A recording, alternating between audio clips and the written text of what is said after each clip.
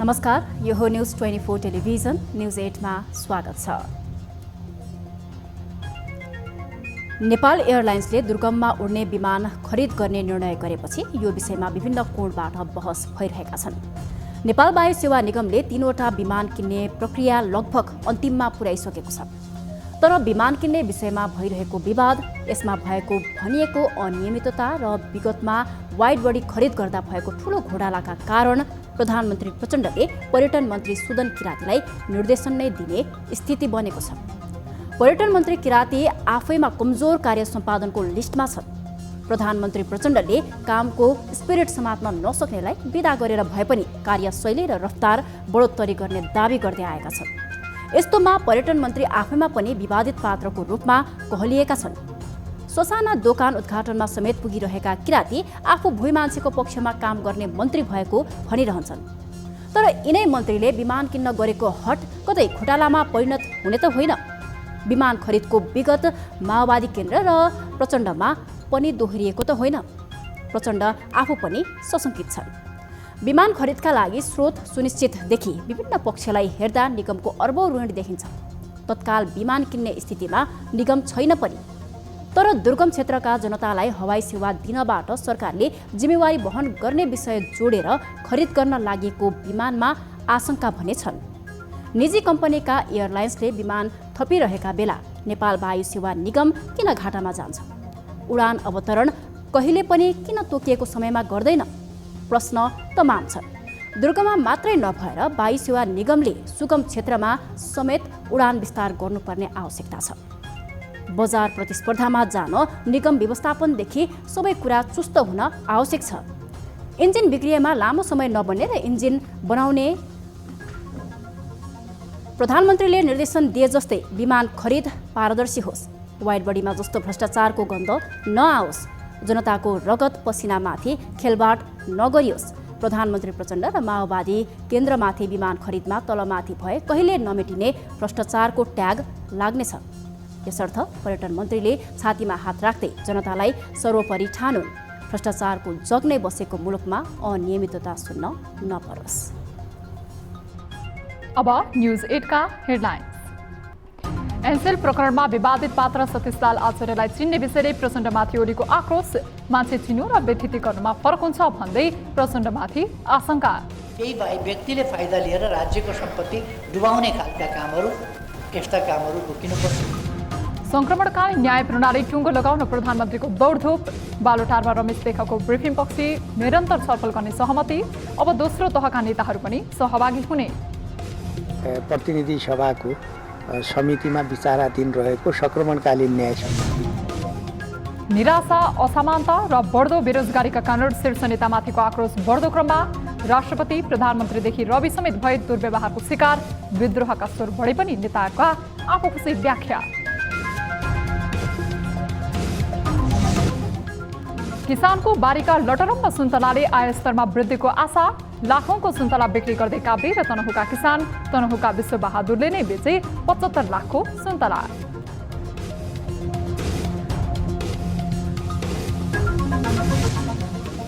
र मुगु कार्मारुङमा अत्याधिक चिसोका कारण प्रहरी चौकी नै बेसी सारियो। स्थानीयले पनि गाउँ छोडेपछि बस्ती रितियो। गाउँमा अब 2 पुजारी मात्रै।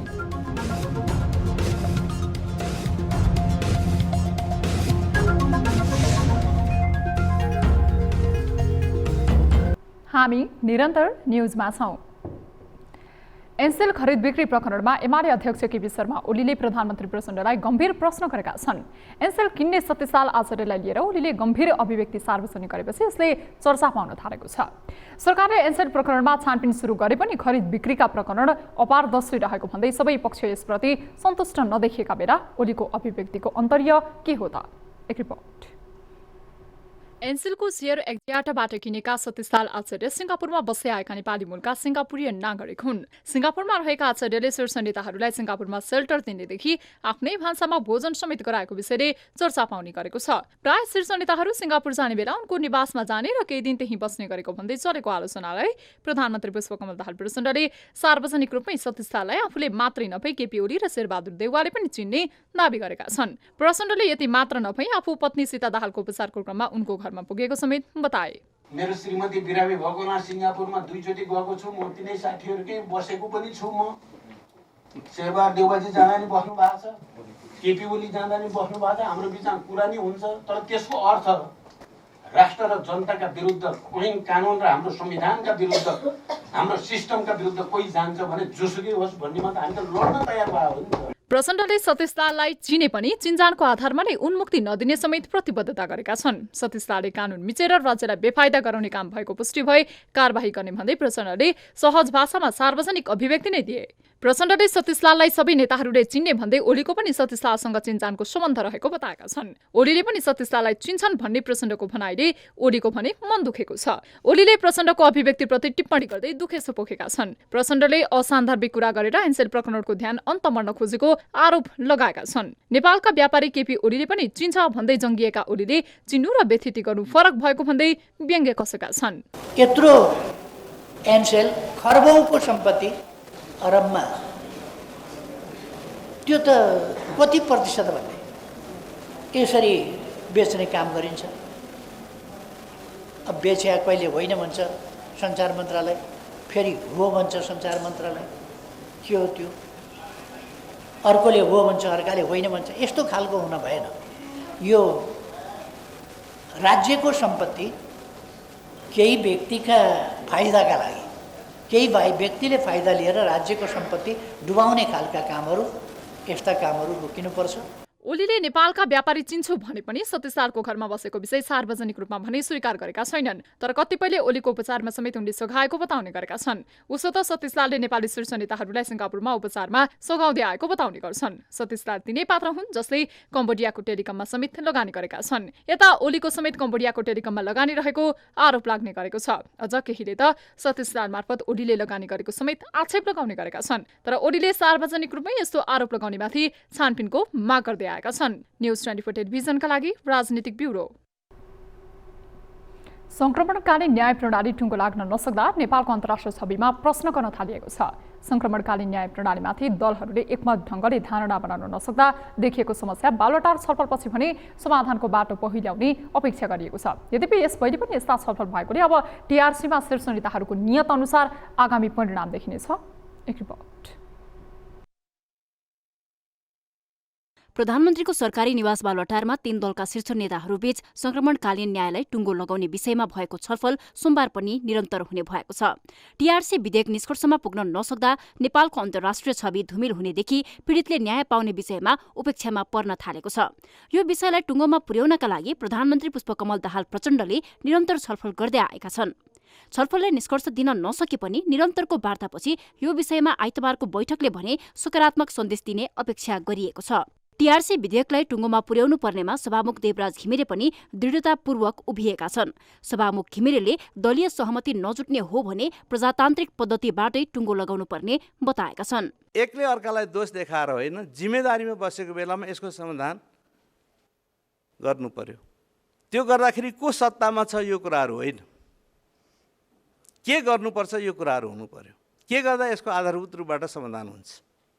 कसैलाई जिम्मेवारी पन्साएर होइन कि यो जिम्मेदारीलाई पुरा गर्नको लागि मेरो भूमिका के हुन्छ भन्ने कुरा राजनीतिक दलहरूले, अहिलेको सांसदज्यूहरूले अथवा अहिलेको संसदले र अहिलेको मुख्य गरिकन यसलाई कार्यान्वयन गर्न पर्ने बाधा अप्ठ्याराहरू के हुन्, सरकारले यी सबै कुराहरूलाई सोचेर यो कुराको समाधान खोज्नुपर्छ। सभामुखले टीआरसीलाई टुङ्गोमा पुर्याउन मतदान भए पनि गर्नुपर्ने बताएपछि प्रतिपक्ष पनि झस्किएको जस्तो देखिन्छ। शान्ति सम्झौता गर्दाका शीर्ष दलहरूसँग प्रधानमन्त्री प्रचण्डले छलफल निरन्तर गरे पनि एमालेले यो विषयलाई थप परिष्कृत गर्नुपर्नेमा जोड दिइरहेको छ। यस्तोमा बालुवाटारमा एमाले अध्यक्ष केपी ओली, कांग्रेस सभापति शेरबहादुर देउवा र प्रधानमन्त्री प्रचण्ड सहित कांग्रेस प्रमुख सचेतक रमेश लेखक सहितको बैठक भने फलदायी बनेको देखिन्छ। संक्रमणकालीन न्याय सम्बन्धी विषयमा सम्माननीय प्रधानमन्त्रीजी, नेपाली कांग्रेसको सभापति पूर्व प्रधानमन्त्री मान्य शेरबहादुर देउवाजी र प्रमुख प्रतिपक्षी दलको प्रमुख नेता पूर्व प्रधानमन्त्री माननीय केपी शर्मा ओलीजी सहितको बैठक भएको हो बालुवाटारमा। र त्यसमा चाहिँ त मूलत अहिले प्रतिनिधि सभाको समितिमा विचाराधीन रहेको संक्रमणकालीन न्याय सम्बन्धी विधेयकमा चाहिँ त नै केन्द्रित भएर छलफल भएको छ। उसो त लेखकले बालुवाटार बैठकमा टीआरसी बारे लामो ब्रिफिङ गरेपछि 3 शीर्ष नेताहरू निरन्तर छलफलमा बस्न राजी भएको बताइएको छ। सोमबारको छलफलमा दोस्रो तहका नेताहरू पनि सहभागी हुने बताइएको छ। तर यसले निर्क्युल कहिले पाउला भन्ने आम चासो भने थप बढेको छ। न्युज 24 टेलिभिजनका लागि ब्युरो रिपोर्ट। राष्ट्रिय स्वतन्त्र पार्टीका सभापति रवि लामिछानेदेखि प्रधानमन्त्री पुष्पकमल दाहाल प्रचण्डसम्म दुर्व्यवहारका शिकार हुने नेताहरूको फेहरिस्त लामो छ। पछिल्लो समय नेताहरूमाथि आक्रमण मात्र होइन, सडकबाट संविधान र व्यवस्था विरोधी आवाज समेत उठिरहेका छन्। पटक पटक भएका राजनीतिक परिवर्तनपछि पनि राजनीतिक नेतृत्वले जनअपेक्षा पूरा गर्न नसक्दा जनआक्रोश बढ्दो छ। एक रिपोर्ट। सुरक्षाकर्मी साथीहरू उहाँलाई ससम्मान फुलको माला लगाएर आफ्नो घरमा पुर्याइदिनुला। न कुनै प्रश्न, न कुनै कागज, न कुनै ल्याप्चे, न कुनै मुद्दा, न कुनै मामला। यही हो नेपालीको प्रतिनिधित्व। उहाँले सही काम गर्नुभएको, कुनै गलत काम गर्नुभएको होइन। मलाई गर्दा सही, अर्कोलाई गर्दा गलत भन्ने होइन। नेपाली जनताको आक्रोशको अभिव्यक्ति यही नै हो। राष्ट्रिय स्वतन्त्र पार्टी रासोपाका सभापति रवि लामिछानेले शनिबार पोखरामा एक कार्यक्रममा सम्बोधन गर्दा गर्दै मञ्चमै उनीमाथि मकैको खोया प्रहार भयो। उनलाई आक्रमण गर्ने व्यक्ति 37 वर्षीय सन्तोष राणा भाट थिए। उनले रविमाथि किन खोया प्रहार गरे भन्ने विषय खुल्न नसके पनि अधिकांशले यो प्रकरणलाई ग्यालेक्सी 4K टेलिभिजन र यसका अध्यक्ष गीतेन्द्र बहादुर राई अर्थात् जीबीले गरेको सहकारी ठगीसँग जोड्ने गरेका छन्। पोखरामा जीबीले ठूलो संख्यामा पीडित बनाएकाले यस्तो आशंका गरिए पनि स्वतन्त्र पुष्टि हुन भने सकेको छैन। मध्यपहाडी संकल्प यात्राका क्रममा धनकुटा पुगेका नेकपा एमालेका अध्यक्ष केपी शर्मा ओलीमाथि मुक्का प्रहारको प्रयास भयो। गत भदौमा नेपाली कांग्रेसका सहमहामन्त्री महेन्द्र यादवमाथि भ्रिकुटी मण्डपमै खुकुरी प्रहार भएको थियो। जनआक्रोशको शिकार बन्ने यस्तो सूचीमा राष्ट्रपति रामचन्द्र पौडेल, प्रधानमन्त्री पुष्पकमल दाहाल प्रचण्ड, पूर्व प्रधानमन्त्री झलनाथ खनाल, बाबुराम भट्टराई, पूर्व प्रधानमन्त्री दिवंगत नेता सुशील कोइराला, उपप्रधानमन्त्री पूर्णबहादुर खड्का लगायत छन्। सर्वसाधारण जनताबाट भौतिक रूपमै आक्रमणको शिकार भएका राजनीतिज्ञहरूको फेहरिस्त लामो छ। यसको कारण विगतमा पनि र अहिले पनि एउटै छ, त्यो हो राजनीतिक दल र नेताहरूको व्यवहार र कार्यशैली। गणतन्त्र स्थापनापछि संविधान सभा हुँदै आजको दिनसम्म आइपुग्दा राजनीतिक दलले जनतासँग गरेका प्रतिबद्धताहरू केवल भाषणमै सीमित रहेपछि जनतामा आक्रोश बढ्दो छ। नेताहरूको असक्षमताका कारण मुलुकले विकास र समृद्धिको बाटो समाउन नसकेपछि अहिले देशमा बस्न सकिन्न भन्ने आम बुझाइरहेकै कारण सर्वसाधारणमा आक्रोश बढेको देखिन्छ। तर सरकार भने यसमा सहमत देखिन्न। सधैँ अँध्यारो मात्रै हेर्ने, नकारात्मकतातिर मात्रै हेर्ने, नकारात्मक भाष्य बनाएर जनताको आशा मार्ने काम हामी नगरौँ। कमी छन्, कमजोरी छन् भने पनि रचनात्मक ढङ्गले त्यसलाई समाधान गर्ने हिसाबले प्रस्तुत गरौँ। अहिले पनि भन्ने हो भने हामी चाहिँ धेरै अप्ठ्यारो परिस्थितिबाट देश गुज्रियो। विविध कारणले कोभिड भयो, अर्थक्वेक गयो, बाह्य परिस्थिति पनि अनुकूल भएन। देशभित्र पनि चाहिँ गभर्मेन्टल इन्स्टेबिलिटीहरू पनि पटक पटक भए। त्यसले अवश्य पनि सेटब्याक भयो। संविधान जारी भइसके पश्चात पनि मुलुकले 2 पटकको आवधिक निर्वाचन सम्पन्न गरिसकेको छ। तर राजनीतिक अस्थिरता र खिचातानीका कारण पहिलो कार्यकाल त्यति फलदायी हुन सकेन। दोस्रो कार्यकालको पहिलो वर्ष सकिने लाग्दा आर्थिक र सामाजिक अवस्थामा कुनै सुधार हुन सकेका छैनन्। बरु मुलुक आर्थिक सङ्कट, भ्रष्टाचार, अनियमितता, मूल्यवृद्धि, युवा पलायनको डरलाग्दो चपेटामा फसेको छ। जताततै अनियमितता व्याप्त छ। ठूला ठूला भ्रष्टाचार प्रकरणहरूमा स्वयं शीर्ष नेता तथा उनका परिवारहरूको संलग्नता देखिने गरेको छ। अनियमितता र भ्रष्टाचारको जालो नरोकिएपछि नागरिकमा विद्रोहको चेत थप बढेको छ। पछिल्लो समय व्यवस्था र संविधान नै बदल्नुपर्ने नारासहित सडकबाटै विद्रोहका आवाज पनि उठ्न थालेका छन्। तर दलहरू भने आफू खुसी व्याख्यामै तल्लीन देखिन्छन्। केही व्यक्तिका फाइदाका लागि, केही व्यक्तिले फाइदा लिएर राज्यको सम्पत्ति डुबाउने खालका कामहरू, यस्ता कामहरू रोकिनुपर्छ। यस्ता थुप्रै समस्या छ जो संसदीय समितिहरूमा पनि छलफल विमर्श भइरहेको छ, सार्वजनिक ढङ्गले पनि विमर्श भइरहेको छ। यस्ता कुराहरूतर्फ एउटा विधिको शासन, स्थितिको शासन र लोकलाज त राखेर काम गर्नु पर्यो नि सरकारले। पुराना दलहरूको विकल्पमा गएको निर्वाचनमा उदाएका नयाँ दलहरूलाई जनताले विश्वास गर्न खोजेको जस्तो देखिन्छ। यो लहर आगामी निर्वाचनसम्म रहे स्थापित राजनीतिक दलहरूलाई जनताले पाखा लगाउँछन् भन्ने परिस्थिति बनिसकेको छ। यस्तोमा जनभावनाको सम्मान गर्न नसके नेपालमा पनि श्रीलङ्काको जस्तो परिस्थिति सिर्जना नहोला भन्न सकिँदैन। न्युज 24 टेलिभिजनका लागि टिभी जर्नलिस्ट सुजन चालिसे, काठमाडौँ। लुम्बिनी प्रदेश सरकारका 2 जना मन्त्रीले पद तथा गोपनीयताको शपथ लिएका छन्। नेकपा माओवादी केन्द्रबाट शहरी विकास मन्त्री बनेकी कृष्णा केसी र नेपाली कङ्ग्रेसबाट उद्योग तथा यातायात व्यवस्था मन्त्री बनेका सरोज थापाले प्रदेश प्रमुखबाट आइतबार बुटवलमा शपथ ग्रहण सहित कार्यभार सम्हालेका हुन्। बाँकेकी केसी र प्युठानका थापालाई नयाँ सरकार गठन भएको 8 महिनापछि मन्त्री बनाए पनि मुख्यमन्त्री डिले बहादुर चौधरीले अझै मन्त्री परिषदलाई पूर्णता दिन भनिसकेका छैनन्। एक रिपोर्ट। लुम्बिनी प्रदेशमा 8 महिनापछि सरकार विस्तार भएको छ। शनिबार थपिएका 2 जना मन्त्रीले आइतबार प्रदेश प्रमुखको कार्यालय बुटवलमा पद तथा गोपनीयताको शपथ ग्रहण गरेका छन्। नेकपा माओवादी केन्द्रबाट शहरी विकास मन्त्री बनेकी कृष्ण केसी र नेपाली कङ्ग्रेसबाट उद्योग तथा यातायात व्यवस्था मन्त्री बनेका सरोज थापाले प्रदेश प्रमुखबाट आइतबार बुटवलमा शपथ लिएका हुन्। प्रदेश प्रमुख अमित शेरचनले नवनियुक्त मन्त्रीहरूलाई पद तथा गोपनीयताको शपथ गराएका हुन्। नेपाली जनतामा निहित रहेको नेपालको लुम्बिनीमा माओवादी केन्द्रबाट धनबहादुर मास्की अर्थ मन्त्रालय, कङ्ग्रेसबाट राजु खनाल स्वास्थ्य मन्त्री, लोकतान्त्रिक समाजवादी पार्टी लोसपाबाट सन्तोष कुमार पाण्डे गृहमन्त्री, जनता समाजवादी पार्टी जसपाबाट भण्डारीलाल अहिर कृषि तथा भूमि व्यवस्था मन्त्री, जनमत पार्टीबाट चन्द्रकेश गुप्ता सामाजिक विकास मन्त्री, नागरिक उन्मुक्ति पार्टीबाट धर्मबहादुर चौधरी भौतिक पूर्वाधार मन्त्री छन्। थप गरिएका 2 मन्त्रीसँगै लुम्बिनीको मन्त्री परिषद 9 सदस्यीय बनेको छ। संस्थापन पक्षमा थापालाई मुख्यमन्त्री चौधरीले एकाएक मन्त्री बनाएपछि सरकारको नेतृत्व गरेको कङ्ग्रेससँगै सत्तारूढ दलभित्र चर्को आलोचना सुरु भएको छ। कङ्ग्रेसबाट संस्थापन इतर समूहबाट 1 जनालाई पनि सरकारमा नलैजाने मुख्यमन्त्री चौधरीको निर्णयप्रति कङ्ग्रेस प्रदेश नेतृत्व असन्तुष्ट बनेको छ। सन्तुष्टि असन्तुष्टि त राजनीतिमा भइराख्ने कुरा हो। सबै सन्तुष्ट भएर राजनीति हुने थिएन। राजनीति भनेकै सन्तुष्टि असन्तुष्टि बीच चिरेर अगाडि बढ्ने हो। मुख्यमन्त्री चौधरी सभापति शेरबहादुर देउवा निकट हुन्। मुख्यमन्त्री चौधरीले वन, वातावरण, पर्यटन तथा खानेपानी मन्त्रालय आफैले राखेका छन्।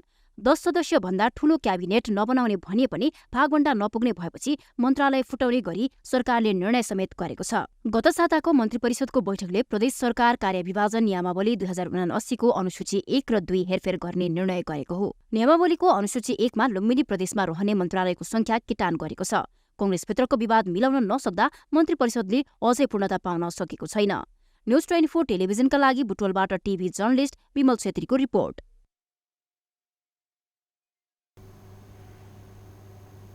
हामी निरन्तर न्युजमा छौं। काभ्रे पलाञ्चोकको पनौती नगरपालिका स्थित सुन्थान गाउँ यति बेला सुन्तलाले ढकमक्क छ। गाउँभर सुन्तलाबाट 1 करोड रुपियाँ भन्दा बढी पैसा आउँछ।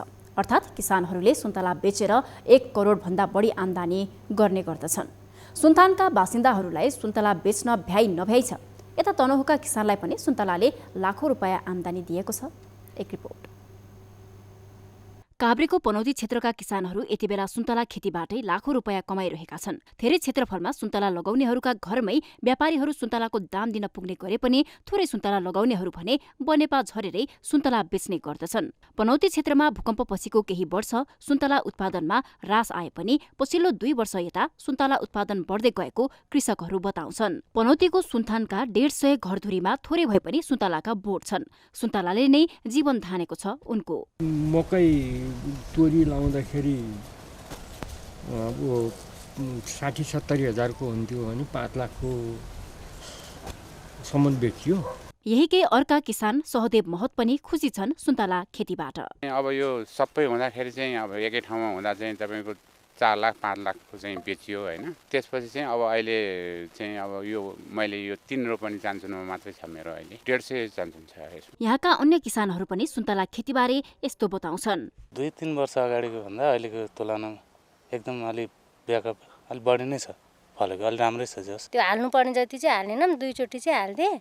त्यहीबाट यो वर्ष झर्या पनि छैन। न त त्यो के रे सुन्तलामा किरा लाग्दै झर्दै आदि त भुइँभरि हुन्थ्यो। सुन्तला खेतीबारे पनौती नगरपालिकाका प्रमुख यस्तो बताउँछन्। मैले केही अब कृषि प्राविधिक साथीहरूसित सरसल्लाह गरेँ के हो त यो भने म आउने बित्तिकै अनि त्यसपछि कृषि प्राविधिक साथीहरूले चाहिँ अब यो अहिले जुन किसिमको प्रकोप फैलेको छ यो प्रकोप चाहिँ एउटा किराबाट हुन्छ। यो किरालाई नियन्त्रण गर्न सक्यो भने यो सुन्तलाको पुनर्जीवन प्राप्त गराउन सकिन्छ भनेर उहाँले भन्नुभयो र अहिले 9मा 10मा चाहिँ हामीले पालिकाले नै किसानहरूलाई ट्रेन गराएर त्यहाँ प्रोटिन बिट छर्न लगाएर हामीले चाहिँ परीक्षणमा गइराखेका छौँ। जहाँसम्म लाग्छ त्यसको चाहिँ अहिले हामीले रिजल्ट सन्तोषजनक रिजल्ट पाएको छौँ। काभ्रेको पनौतीमा मात्रै होइन तनहुँका किसान पनि सुन्तला खेतीमा व्यस्त छन्। तनहुँको म्याग्दी गाउँपालिका 2 उमाचोकका सुन्तला उत्पादक कृषक विश्वबहादुर अधिकारीको मात्रै कुरा गर्ने हो भने पनि उनले एउटै सुन्तला बगानमा उत्पादित सुन्तला 75 लाख बिक्री गरेका छन्। कहिले कहिले सुन्तलाको त्यही हुन्छ, कहिले हुन्छ कहिले पातलो हुन्छ कहिले हुँदैन। म बिरामीमा पर 8 साल 1 वर्ष म यहाँ फर्ममा आउनु भएन, त्यो कारणले व्यवस्थापन पछि कमजोर भयो। जिल्ला विकास समितिका पूर्व सभापति भइसकेका विश्वबहादुर अहिले सुन्तला खेतीबाट मनग्गे कमाइरहेका छन्। यी त केही उदाहरण मात्रै हुन्। कुनै पनि व्यावसायिक खेतीमा मन लगाएर व्यवस्थापकीय पक्षमा ध्यान दिएर काम गरे कृषि क्षेत्रबाट राम्रो आम्दानी गर्न सकिनेमा दुई मत देखिन्न। न्युज 24 टेलिभिजनका लागि एजेन्सीको सहयोगमा ब्युरो रिपोर्ट। चिसो बढेसँगै मुगुका बस्तीहरू नै खाली हुन थालेका छन्। कतिसम्म भने सुरक्षाका लागि खडा गरिएका प्रहरी चौकी नै चिसो छल्न बेसी सारिएको छ। अत्याधिक चिसो छल्न अन्य आवश्यक पूर्वाधार र सेवा सुविधा नहुँदा पुस र माघ महिनामा बस्ती नै रित्याएर बेसी झर्नुपर्ने बाध्यता मुगुवासीको छ। एक रिपोर्ट। चिसो बढ्दै गएपछि मुगुमा हिमपात पनि सुरु भएको छ। चिसो बढेपछि जिल्ला प्रहरी कार्यालय मुगुम कार्मारुङ गाउँपालिका 2 मुगु गाउँमा रहेको सीमा प्रहरी चौकीमा कार्यरत सुरक्षाकर्मी सदरमुकाम झरेका छन्। सुरक्षा दिन खडा गरिएका प्रहरी चौकी नै चिसोकै कारण खाली गर्नु परेको हो। प्रहरी नायब उपरीक्षक वीरेन्द्र थापाका अनुसार अत्याधिक जाडो बढेपछि प्रहरी सहायक निरीक्षक नेतृत्वको 11 जनाको टोलीलाई जिल्ला प्रहरी कार्यालयमा बोलाइएको छ। यही मङ्सिर 15 गते बसेको जिल्ला सुरक्षा समितिको बैठकले चौकीमा तैनात सुरक्षाकर्मीलाई सदरमुकाम झार्ने निर्णय गरेको हो। 6-7 महिनासम्म इलाका प्रहरी चौकी खाली नै रहनेछ। रहने बस्ती मात्र रहने मान्छेहरू 1-2 जना मात्र रहने हुँदा र चिसोको कारणले गर्दाखेरि प्रत्येक वर्ष लगभग मङ्सिर महिना सुरु भए लगत्तै हामीले चिसोको अवस्था हेरेर कहिले कहीँ मङ्सिरको पहिलो हप्ता नभए दोस्रो हप्तातिर नै त्यसलाई जिल्ला प्रहरी कार्यालयमै ल्याएर राख्ने गरेका छौँ। गर्मीयाम सुरु भएपछि प्रहरी टोलीलाई पुनः सीमा प्रहरी चौकी पठाइनेछ। प्रहरी चौकी मात्रै होइन, यस क्षेत्रमा अहिले बस्ती नै रित्तिएको छ। मुगुको उत्तरी भेग तिब्बतको सिमाना नाक्चे लाग्नासँग जोडिएको मुगु, डोल्फु, चितेगाउँ र अन्य उच्च बस्तीमा बस्ने नागरिकहरू जाडो छन्न बेसी झरेपछि गाउँ नै रित्तिएको हो। अहिले गाउँमा 2 जना पुजारी मात्र बस्छन्। चिसोबाट बस्नको लागि सिरानिसरा, गमगढी, जुम्ला र आर्थिक पहुँच भएका काठमाडौँ गएर बस्ने गरेका छन् भने गर्मीको समयमा फेरि पुनः गाउँ नै फर्किने गरेका छन्। यस्तै मुगुका अन्य क्षेत्रहरूमा पनि चिसो बढेपछि विद्यालयमा अध्ययनरत बालबालिकाहरूलाई पनि समस्या छ। बिहान, दिउँसो र बेलुका प्रत्येक कक्षामा दाउरा बालेर आगो तापेर अध्ययन गराउनु पर्ने बाध्यता छ। यहाँको चिसो र यी सबै घामलाई मध्यनजर गरी हाम्रो अहिले क्लास सञ्चालन हजुरको बिहान 8 बजेदेखि लिएर 10 बजेसम्म 2 घन्टी र 11 र 12 खाना खाएर लगभग 11:30 12 बजेबाट 3 बजेसम्म एउटा क्लास, 3 बाट 4 बजेसम्म नास्ता खुवाउने र 4 बाट 5 बजे अर्को क्लास व्यवस्थापन गरेका छौँ। चिसोका कारण शरीरका विभिन्न भागहरू दुख्ने र लामो समयसम्म थला परेका वृद्धलाई बाहिर भित्र गर्न समेत निकै समस्या भएको छ। चिसो बढेसँगै जिल्लामा रहेको आयुर्वेद स्वास्थ्य संस्थामा बाफ लिनेको भेड हुन थालेको छ। गत वर्षभन्दा यो वर्ष दैनिक 20-25 जना बिरामीले बाफ लिने गरेका छन्। अघिल्लो वर्षको तुलनामा अहिले बिरामीको सङ्ख्या दिनानुदिन बढ्दै गइरहेको अवस्था पनि छन्। विशेष गरी हामी कहाँ आउने बिरामीहरूमा अहिले चिसोको समय पनि हाडजोरी नसासँग सम्बन्धित समस्या, जसलाई हामी यहाँको स्थानीय भाषामा राजनको समस्याका बिरामीहरू चाहिँ धेरै हुनुहुन्छ। हरेक वर्ष यस समय मुगु कार्मारुङ गाउँपालिका 2 मुगु गाउँका सबै स्थानीय जाडो छल्न घरमा तालचा लगाएर बेसी झर्ने र हिमपातले नाका पनि बन्द भई सुनसान हुने गर्दछ। तर चिसो छल्न उनीहरूसँग पर्याप्त लुगा कपडा र आधुनिक समयमा विकसित प्राविधिक सामानहरू छैनन्। चिसो छल्ने विकल्प आगो मात्रै भएकाले उनीहरू बाध्य भएर गाउँ छोडिरहेका हुन्छन्। न्युज 24 टेलिभिजनका लागि मुगुबाट टिभी जर्नलिस्ट दानबहादुर बुढाको रिपोर्ट। भैरवामा रहेको लुम्बिनी प्रेस क्लबमा आबद्ध पत्रकारको समूहले पर्यटनका लागि शान्ति, शान्तिका लागि आध्यात्मिक मौन यात्रा नारा दिएर बौद्ध सञ्चार यात्रा गरेको छ। भैरवादेखि लुम्बिनीसम्म गरिएको बौद्ध संरचना सञ्चार यात्राको उद्देश्य बुद्ध जन्मभूमि लुम्बिनीको प्रचार प्रसार गर्नु रहेको छ। एक रिपोर्ट। हरेक मानिस घुम्न चाहन्छ, त्यसका लागि शान्त र मनमोहक ठाउँ खोज्छ। यसका लागि बुद्ध जन्मस्थल लुम्बिनी उत्तम हो। विश्वभरि लुम्बिनीबाट त्यही शान्तिको सन्देश दिने र शान्तिमार्गीलाई लुम्बिनी आउन र पदयात्रा गर्न प्रेरित गर्ने उद्देश्यले भैरहवादेखि लुम्बिनीसम्म बौद्ध सञ्चार यात्रा गरिएको हो। भैरहवा र आसपासमा रहेका पत्रकारहरूको संस्था लुम्बिनी प्रेस क्लबले आफ्नो 9औं स्थापना दिवसको अवसरमा पदयात्रा गरेको हो। 22 किलोमिटर लामो मौन पदयात्राले शान्ति, अहिंसा र आध्यात्मिकताका लागि विश्वभर सन्देश पैदा गरेको क्लबको विश्वास छ। मौन यात्रा भनेको के हो त भन्दा यो वकिङ मेडिटेसनको रूपमा हामीले यसलाई बुझ्दछौँ र यो भैरवबाट कमसेकम 4 घण्टाको वकिङ गरेर यहाँ आउँदै गर्दा त्यो एउटा मान्छे मौन रूपमा यहाँ आयो भने उसलाई एउटा विपसनाको रूपमा पनि उसले विकास गर्नेछ र उसलाई यसले चाहिँ आनन्द दिनेछ। आनन्द भनेको मान्छेको खुसी हो र यसले सुखी हो, यसले चाहिँ मान्छेलाई शान्ति दिन्छ भन्ने नै हो। भगवान बुद्धले हिँडेरै बुद्ध सन्देश फैलाएका थिए। बौद्ध धर्ममा पदयात्राको खास महत्त्व छ। बुद्ध जीवनीसँग जोडिएकाले पनि मौन पदयात्रालाई धेरैले रुचाए। सधैँ कापी कलम र क्यामेरा बोकेर समाचार खोज्न हिँड्ने मात्रै होइन, पत्रकारले शान्तिको सन्देश फैलाउनुपर्छ र शिथिल पर्यटन क्षेत्रलाई माथि उठाउन प्रयास गर्नुपर्छ भन्ने पनि बौद्ध सञ्चार यात्राको उद्देश्य रहेको क्लबले जनाएको छ। बुद्धले विश्वलाई शान्ति र अहिंसाको शिक्षा हिँडेरै दिएको कार्यक्रमका सहभागीहरूले बताए। सम्पूर्ण कुरा देखेर बुद्धत्व प्राप्तको निम्ति उहाँले त्यो बाटोमा लाग्यो। लगाइसकेपछि बुद्धत्व प्राप्त भयो र संसारमा अहिले पनि बुद्धभन्दा ठुलो, बुद्धभन्दा समान अरूलाई कसैले पनि पाउन नसक्ने कारण के हो भने उहाँको उपदेश चाहिँ धेरै महत्त्वपूर्ण, धेरै इम्पोर्टेन्ट, मानवको जीवनमा नहुने चिज भएको कारणले अहिले बुद्धको समान संसारमा यहाँसम्म बढेको। मूल प्रश्न के हो भने हामी बुद्धको शान्तिको मर्मलाई आत्मसात गर्ने हो भने एउटा अङ्ग्रेजीमा भनाइ छ क्या, leave the thing that weighs you down भन्छ। ती जुन चिजले हामीलाई तल तानिरहेको हुन्छ ती चिज छोड्यौँ भने हामी माथि जान सक्छौँ, शान्ति प्राप्त गर्न सक्छौँ। भैरहवाको लुम्बिनी गेटबाट सुरु पदयात्रा लुम्बिनी स्थित मायादेवी मन्दिर परिसरमा पुगेर टुङ्गिएको थियो। पदयात्राले शान्तिमार्गीलाई लुम्बिनी आउन, ध्यान र आध्यात्मिक गतिविधिमा लाग्न र पदयात्रा गर्न प्रेरणा मिलेको प्रेस क्लबले जनाएको छ। न्युज 24 टेलिभिजनका लागि रूपन्देहीबाट टिभी जर्नलिस्ट प्रकाश न्यौपानेको रिपोर्ट।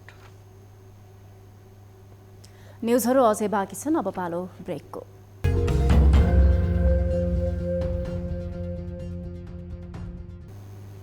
अब न्युज 8को अन्त्यमा पुनः हेडलाइन्स।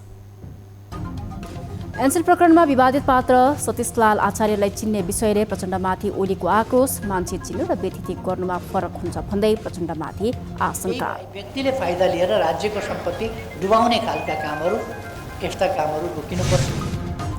संक्रमणकालीन न्याय प्रणाली टुङ्गो लगाउन प्रधानमन्त्रीको दौडधुप, बालुवाटारमा रमेश लेखकको ब्रिफिङपछि निरन्तर छलफल गर्ने सहमति, अब दोस्रो तहका नेता पनि सहभागी हुने।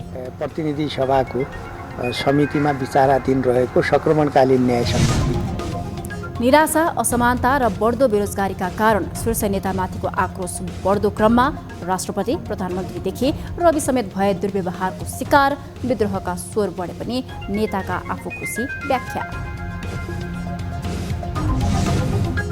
किसानको बारीका लटरम्म सुन्तलाले आय स्तरमा वृद्धिको आशा, लाखौँको सुन्तला बिक्री गर्दै काभ्रेर तनहुँका किसान, तनहुँका विश्वबहादुरले नै बेचे 75 लाखको सुन्तला।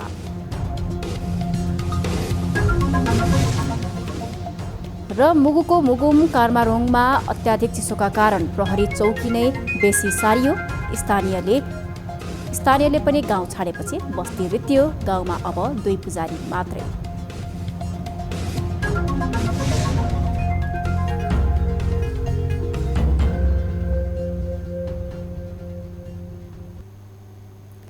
न्युज 8 अहिलेलाई यति नै। जाँदै ताली र गालीका लागि हामीले सोधेको प्रश्नको अन्तिम नतिजा, यसपछि प्रसारण हुने कार्यक्रम सिधा कुरा जनतासँगमा हेर्न सक्नुहुनेछ। थप न्युजका लागि हाम्रो वेबसाइट www.news24nepal.com हेर्नुहोला। साथै हामीलाई फेसबुक, ट्विटर र युट्युबमा पनि फलो गर्न सक्नुहुनेछ। यस्तै मोबाइल, इमेल र भाइबरबाट न्युज 24को हेल्प डेस्कमा केही समस्या र गुनासा छन् भने सम्पर्क गर्न सक्नुहुनेछ। अहिलेलाई बिदा दिनुहोस्। हामी निरन्तर न्युजमा छौँ। नमस्ते।